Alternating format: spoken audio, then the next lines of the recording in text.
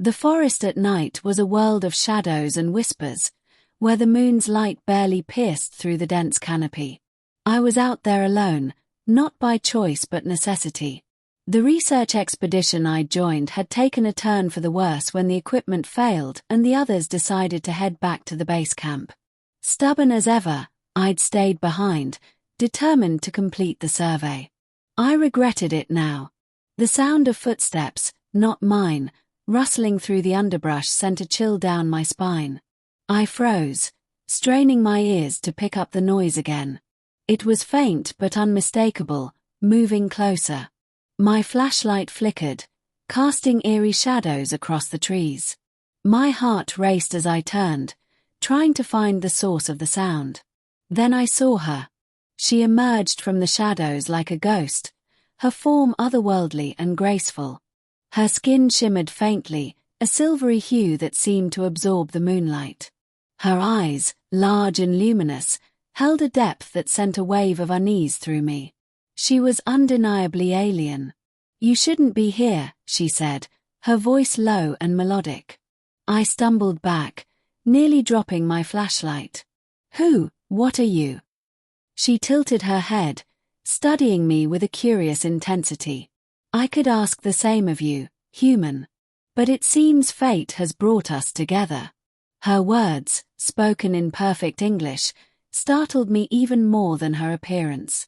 "How do you know my language?" I managed to stammer. She stepped closer, her movements fluid and deliberate. "I've been observing your kind for a long time. But I didn't expect to find one of you here, so deep in the forest. What is your name?" "Mark," I said, still trying to wrap my head around the situation. "Mark Bennett. And you?" For a moment, she hesitated, as though deciding how much to reveal. "I am Liranna. And this place, it is sacred to my people." Over the next hour, Liranna explained her presence. Her people, the Altherians, had once inhabited Earth long before humanity's rise. They had left when the planet became too hostile, retreating to the stars. But some had remained behind, hidden and watching, caretakers of places they deemed important. "This forest," she said, her luminous eyes scanning the trees, "is one such place. It is a remnant of what Earth was before your kind reshaped it." Her tone wasn't accusatory, but it carried a weight that made me feel small. "So why are you here now?" I asked, genuinely curious. Liranna's expression darkened. "Because something is coming. My people have sensed it. A disruption, a force that threatens not just this planet but others connected to it. I stayed to understand, to stop it if I can." Her words sent a shiver down my spine. "What kind of force?" "I don't know yet," she admitted. "But it's why you must leave this place, Mark. You're in danger here." Despite her warning, I couldn't leave. Something about her, her calm, her conviction, made me feel like I was meant to help. "I'm not going anywhere," I said.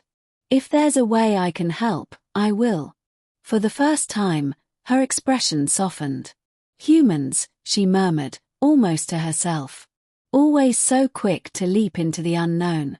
We spent the next few days working together, exploring the forest for signs of the disturbance she had described. Liranna's knowledge of the land was astounding. She could sense changes in the environment that I would never have noticed. Subtle shifts in energy, faint vibrations in the air.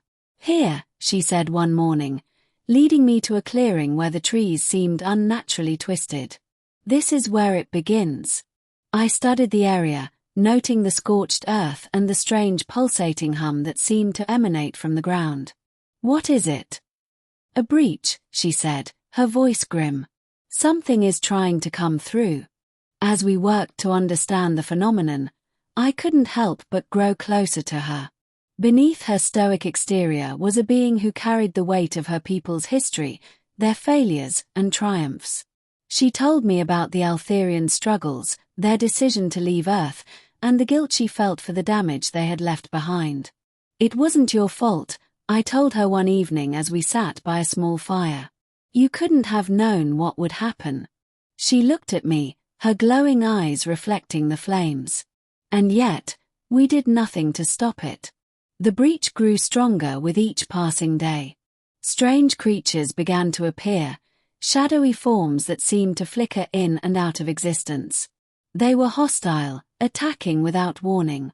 Liranna and I fought them off, but it was clear we were outmatched.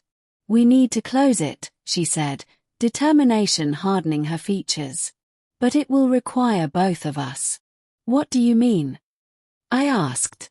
"The breach is tied to both our energies," she explained. "Yours, as a human of this world. Mine, as an Altherian who once called it home. Together, we can seal it."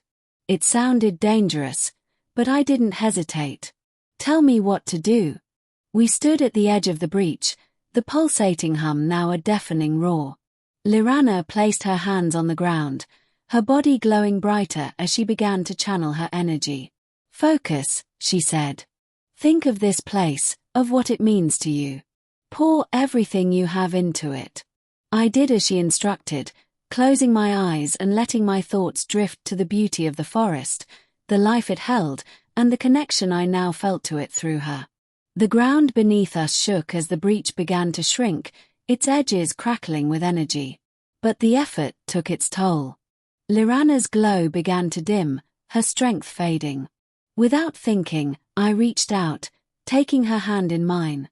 The moment our hands touched, a surge of energy erupted between us, a fusion of human and Altherian willpower. The breach collapsed with a final, thunderous crack, and silence fell over the forest. When I opened my eyes, the clearing was calm once more. Liranna sat beside me, her breathing shallow but steady. "You did it," I said, relief washing over me. "We did it," she corrected, a faint smile on her lips. You're stronger than I expected, Mark." I helped her to her feet, and together, we began the journey back through the forest. Though the danger had passed, I couldn't shake the feeling that this was only the beginning. Liranna's presence had changed something in me, awakened a sense of purpose I'd never known. "What happens now?" I asked as we reached the edge of the forest. She looked at me, her gaze steady. "Now, we prepare. There are more threats out there, and I can't face them alone." "Then you won't have to," I said without hesitation. For the first time, she looked truly at peace. "Thank you, Mark. Together, we might just stand a chance." As we walked away from the forest, I knew my life would never be the same. The world had grown larger, more dangerous, but also more meaningful. And with Liranna by my side, I was ready to face whatever came next.